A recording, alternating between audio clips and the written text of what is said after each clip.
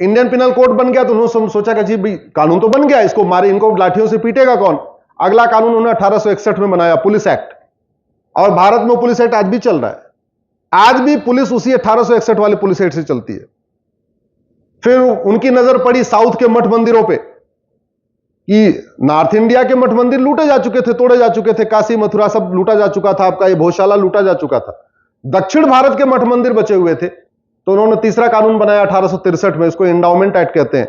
और तमिलनाडु, केरल, आंध्रा, तेलंगाना और तमिलनाडु के मठ मंदिरों को अपने कंट्रोल में ले लिया।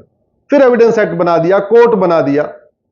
नतीजा ये, कानून भी उनका, पुलिस भी उनकी, जज भी उनके, प्रोसीजर भी उनका, और धड़ाधड़ यहां के लोगों को सजा देना शुरू कर दिया। अगर ये अंग्रेजी कानून अच्छे होते जो आज तक चल रहे हैं, तो कम से कम किसी एक अंग्रेज को सजा मिलनी चाहिए थी। अल्टीमेटली यहां पे टॉर्चर करने वाले कौन थे, जोर से बोलिए जरा। अंग्रेज। पीड़ित कौन थे, भारतीय। सजा किसको हो रही थी।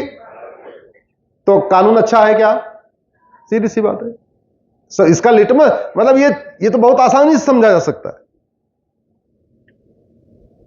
वो 1861 का पुलिस एक्ट है जिसके कारण बंगाल में, संदेश खाली में शाम को गुंडे उठाते हैं बहन बेटियों को, सुबह पहुंचाते हैं और एफआईआर नहीं लिखी जा रही है।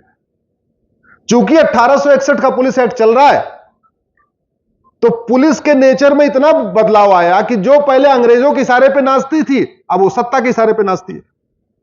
पहले अंग्रेजों के इशारे पे काम करती थी, अब जो रूलिंग पार्टी है उनके इशारे पे काम करती है। इसमें पुलिस की भी कोई गलती नहीं है। हम लोग पुलिस को दुश्मन समझ लेते हैं।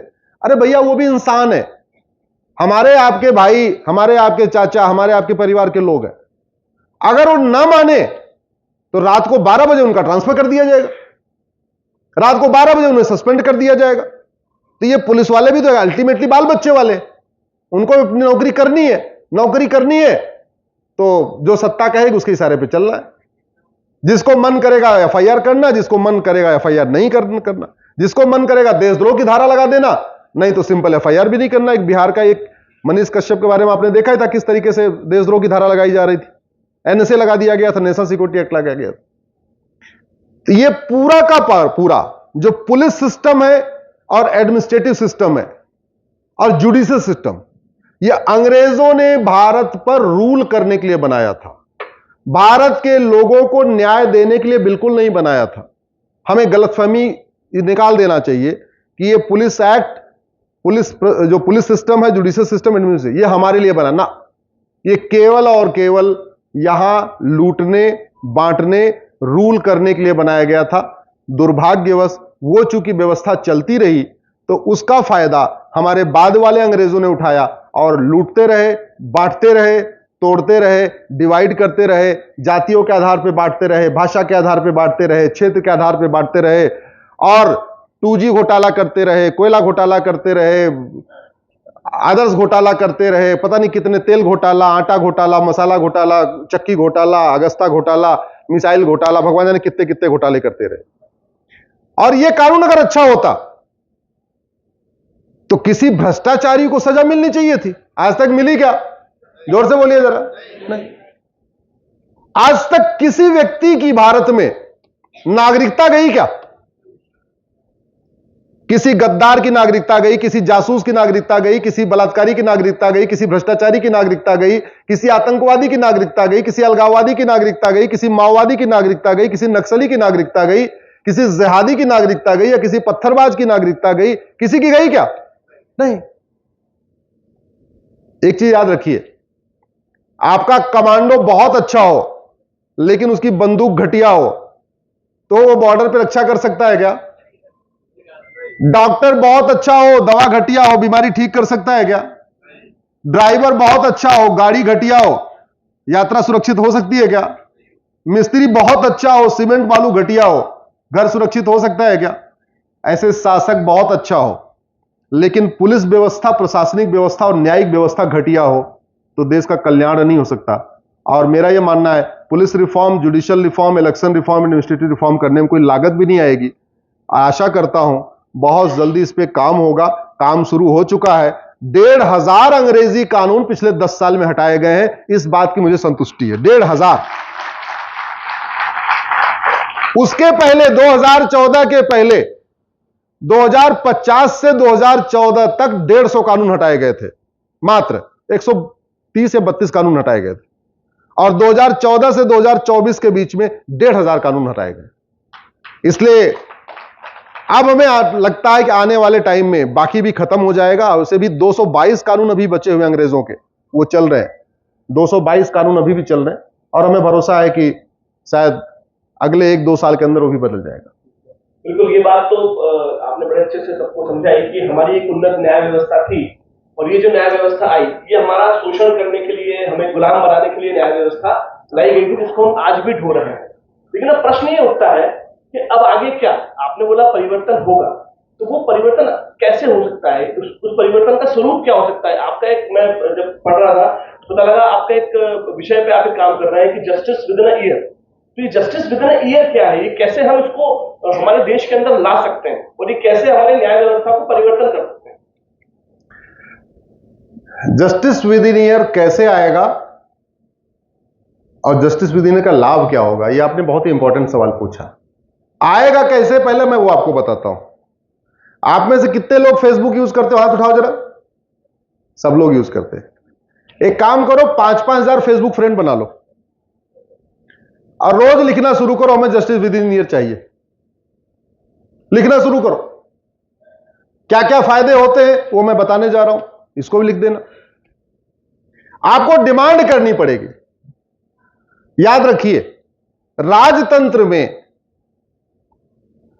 यथो राजा तथो प्रजा, जैसा राजा होती है वैसी प्रजा होती है, लेकिन लोकतंत्र में इसका उल्टा होता है, यथो प्रजा तथो राजा। जब प्रजा नहीं मतलब पब्लिक, अब राजा प्रजा का सिस्टम खत्म हो गया। आप जो डिमांड करोगे वो सब पूरा होगा, लेकिन डिमांड कैसे फैलाई जाए? भाई एक तरीका तो सड़क जाम कर लो, हाईवे पे बैठ जाओ। अभी दिल्ली में हाईवे जाम हो रखा है, हम लोग आना जाना मुश्किल हो रखा है, आपने देखा ही होगा। दूसरा तरीका यह है कि आज की डेट में टेक्नोलॉजी का उपयोग करो। आपको जो विषय बना ठीक लगता है उसको फेसबुक पे लिखना शुरू करो, अपने वीडियो बना के डालो। अपने वीडियो नहीं बनाना चाहते हो, जिसका वीडियो अच्छा लगता है उसका वीडियो डाल दो। हमारा वीडियो ठीक लगता है, हमारा वीडियो अपने फेसबुक पे डाल दो, कुछ उस पर लिख के डालो। कम से कम पता, समाज को पता होना चाहिए कि डिमांड क्या आ रही है। मैंने फेसबुक का नाम इसलिए लिया क्योंकि ट्विटर पे आपको कितने लोग फॉलो करेंगे आपके हाथ में नहीं है, लेकिन फेसबुक पे 5,000 फ्रेंड बनाना ही आपके हाथ में है। दूसरा, मैंने फेसबुक का नाम इसलिए लिया कि भारत में ट्विटर केवल 5 करोड़ लोग यूज करते हैं, लेकिन फेसबुक 50 करोड़ लोग यूज करते हैं। तो मेरा पहला आग्रह यह है, फेसबुक पे जाति भाषा क्षेत्र मत देखिए, सबको दोस्त बनाइए, और फेसबुक का उपयोग राष्ट्रहित के लिए करिए। फेसबुक का उपयोग पुलिस रिफॉर्म के लिए करिए, जुडिशियल रिफॉर्म के लिए करिए, एजुकेशन रिफॉर्म के लिए करिए। आपके मन में जो कुछ आता है, आपके आसपास जो समस्या है, उसका मूल कारण अस्थायी समाधान लिखने के लिए करिए। क्योंकि अखबारों में आपको समस्या मिलेगी, अखबार में समस्या छपती है, समाधान, जोर से बोलिए जरा, समस्या छपती है। ये टीवी में इलेक्ट्रॉनिक जितने न्यूज चैनल हैं, यहां समस्या पे चर्चा होती है, समाधान पे समस्या। आप कोई सा चैनल खोल लीजिए, शाम को 5 से लेकर रात 10 बजे तक केवल और केवल समस्या पे चर्चा होती रहेगी। समस्या पे तू न मैं, आरोप प्रत्यारोप, नूरा कुश्ती बतौलेबाजी चलेगी। आपका 40 मिनट का पूरा शो खत्म, चला जाएगा, आपको समाधान नहीं मिलेगा। आप बस यही सोचते रहोगे ये वाला ठीक कह रहा है कि वो वाला ठीक कह रहा है, लेकिन उसमें से दोनों आपको समाधान दे के नहीं जाएंगे, दोनों आपको समस्या बता के जाएंगे। समाधान आपको ढूंढना पड़ेगा। और मुझे पूरा विश्वास है, जिस तरीके से लोग सोशल मीडिया का यूज शुरू किए हैं, खासतौर फेसबुक का, वो समय आ गया है कि फेसबुक पे लिखी हुई बातों को बहुत गंभीरता से लिया जाएगा। तो इसको आप शुरू करिए। अब आया बात कि जस्टिस विद इन ईयर का मतलब क्या है। जस्टिस विद इन ईयर का मेरा जो अपना मानना है, 1 घंटे के अंदर एफआईआर दर्ज हो, 1 महीने के अंदर जांच पूरी हो, और 1 साल के अंदर मुकदमे का फैसला है। जस्टिस विद इन ईयर का मतलब यह है FIR within hour, investigation within month and judgement within year. यह कैसे हो सकता है? बिल्कुल हो सकता है, टेक्नोलॉजी आ चुकी है, IT सिस्टम आ चुका है। भाई वो पुराने वाले हवलदार को FIR नहीं लिखना आता तो कोई बात नहीं, हर इतने सारे BCA MCA वाले लोग अपने पास है ना, हर थाने में 2-2 आदमी बैठा दो, क्या दिक्कत है? कांटेक्ट में बैठा दो, FIR तो लिखवाना है, वो लिखते रहेंगे FIR। अगर कॉल सेंटर से विदेशी कंपनियां अमेरिका में कॉल सेंटर खोल के पूरे देश को कंट्रोल चला सकती हैं, तो हम हर राज्य में एक कॉल सेंटर खोल के FIR नहीं लिखवा सकते क्या? लिखवा सकते नहीं लिखवा सकते? लिखवा सकते।